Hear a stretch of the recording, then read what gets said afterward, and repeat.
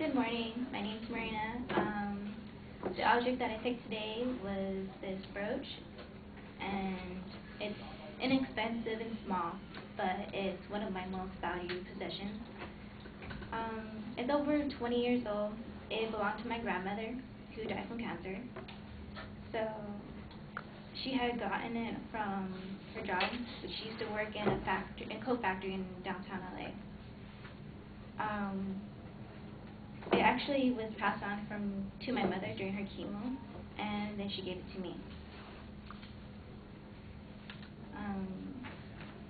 My grandmother was what held my family together at that point, and she's one of the strongest, most hardworking person that I ever knew.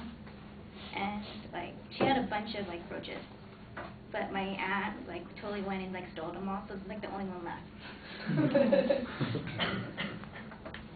My sophomore year in high school, I went to go see my counselor, and she told me that, oh, your test scores are really good, your grades are good, you're eligible to apply for college. And I was like, sweet, because it didn't even occur to me to do that.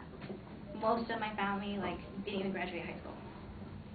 So I got excited, and I pushed myself through high school, and I got accepted to Cal State Fullerton, and I was all happy, yay.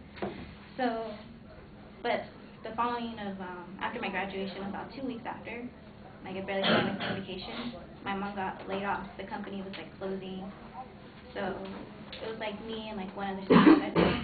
So I had to push school away for a while, and I got a job. I worked for about 3 years before she found something that was stable enough to pay for the mortgage. So I actually went back here, and despite what people said, because most of the time people were telling me oh, well, once you drop out, you're not gonna go back, whatever. So I came back.